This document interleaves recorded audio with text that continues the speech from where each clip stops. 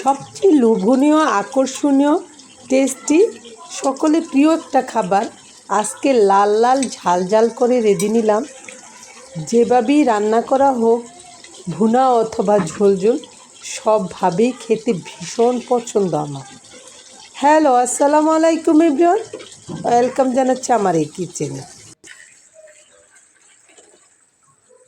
আমাদের বাসার সবার প্রিয় খাবারটা আজকে কিভাবে এতটা আকর্ষণীয় করে রেঁধে নিলাম তা দেখতে হলে দেখে নিতে পারেন। বিফ রেজালা। প্রথমে একটা প্যান বসিয়ে তাতে পেঁয়াজ কুচি ও তেল দিয়ে গরম মশলা দিয়ে দিলাম, নেড়ে চেড়ে বাদামি করে ভেজে নিয়েছি। তারপরে অ্যাড করে দিলাম আদা রসুন পেস্ট সহ হলুদ, মরিচ, লবণ ও ধনিয়া। সবগুলি মশলা একসাথে নেড়ে চেড়ে ভালোভাবে মিশিয়ে একটু কষিয়ে নিচ্ছি। চুলার আঁচটা কমিয়ে রেখে অনবরত নেড়ে চেড়ে মশলাটা কষিয়ে নিতে হবে।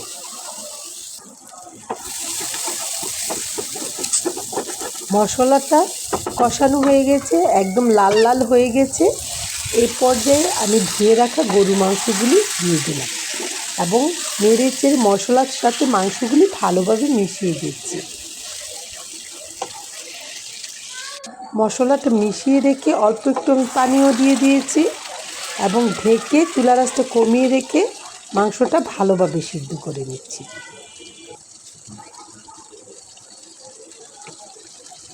আর একটু পর পর ঢাকনা উঠিয়ে নেড়ে চেড়ে দিচ্ছি।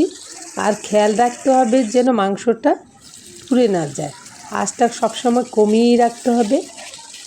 কম আঁচে মাংসটা ভালো সিদ্ধ হয়, খেতেও টেস্টি হয়। আসলে মাংসটা যত ভালোভাবে কষানো যাবে ততই খেতে টেস্টি লাগবে, ততই মজার হয় খাবারটা।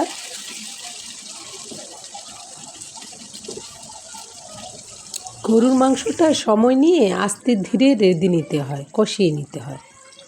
আর এদিকে তেলে রাখা জিরার গুঁড়ো, ভাজা জিরার গুঁড়ো দিয়ে দিলাম, দিয়ে নেড়ে চেড়ে মাংসটা মিশিয়ে দিচ্ছি। আর আমি মাংসতে অল্প একটু আলু দিয়ে দিয়েছি, কষানোর মধ্যেই মাংসতে আলু দিয়ে দিয়েছি। মাংস আলু কষানোর মধ্যেই ভালোভাবে সিদ্ধ হয়ে গেছে। এখন পরিমাণ মতো ঝোল দিয়ে ভালোভাবে বলক উঠলেই নামিয়ে নিতে হবে। সবাই ভালো থাকবেন। হয়ে গেল আমার রান্না। আল্লাহ হাফেজ।